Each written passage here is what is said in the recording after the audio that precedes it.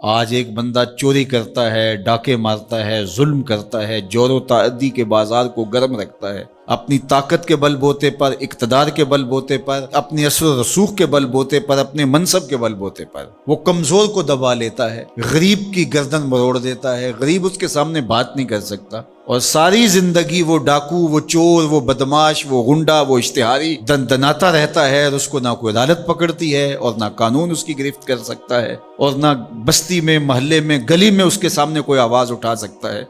اور کمزور ساری زندگی پسا رہتا ہے۔ تو مرنے کے بعد اس لیے وہ عدالت رکھی گئی ہے۔ اللہ تعالیٰ نے قرآن مجید میں ارشاد فرمایا، قیامت کے دن کیا ماننے والے اور انکار کرنے والے دونوں، کیا ہم ان کے ساتھ ایک جیسا سلوک کریں گے؟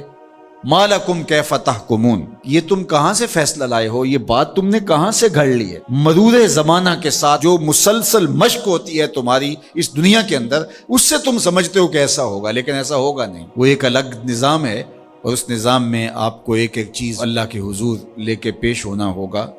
تو کہا واتقوا یوما، اس دن سے ڈرو، لا تجزی نفس عن نفس شیئا، کوئی جان کسی جان کی جزا نہیں بنے گی، کوئی جان کسی جان کا بدلہ نہیں بنے گی کہ اس جگہ مجھے رکھ لو۔ کوئی بننا بھی نہیں چاہے گا،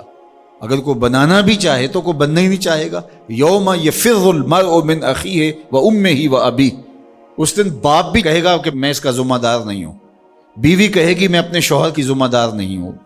بیٹا کہے گا میں اپنی ماں کا ذمہ دار نہیں ہوں، ماں کہے گی میں اپنی بیٹی کی ذمہ دار نہیں ہوں، اور وہ ایک دوسرے سے جان چھڑا رہے ہوں گے۔ جب ماں بھی جان چھڑا رہی ہوگی، بتائیے وہ دن پھر کس طرح نفسی نفسی کا ہوگا۔ آج کی تاریخ میں سارے لوگ میدان چھوڑ کے بھاگ جائیں، لیکن ماں جو ہے وہ جلتی ہوئی آگ میں بھی کود جاتی ہے اپنی اولاد کے لیے،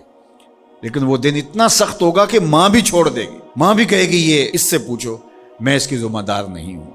اللہ اکبر۔ تو کہا وہ دن آنے والا ہے، آج تم نے دنیا کے اس رویے سے اور اس طرز زندگی سے، اور جو تم زندگی گزارتے ہو اس سے تم نے یہ نتیجہ نکال لیا ہے کہ آخرت میں بھی ایسے ہی چلے گا، تو ایسے نہیں ہے۔ اور اگر آپ ناراض نہ ہوں، بعض اوقات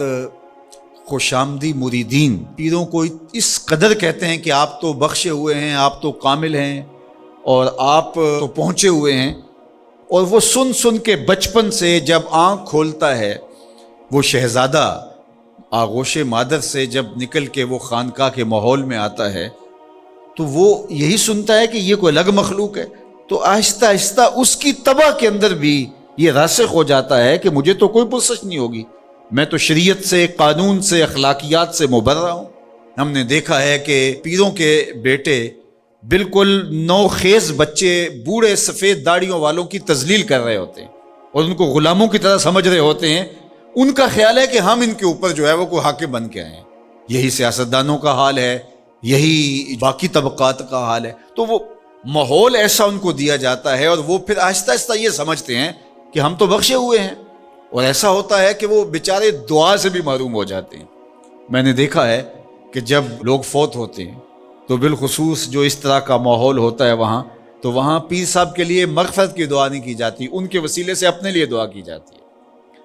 تو یار کیسی محرومی ہے کہ جو دعائیں مغفرت کی، غفران کی، باوجود کے پیغمبروں کے دامن پہ کوئی گناہ کا دبا اور داغ نہیں تھا،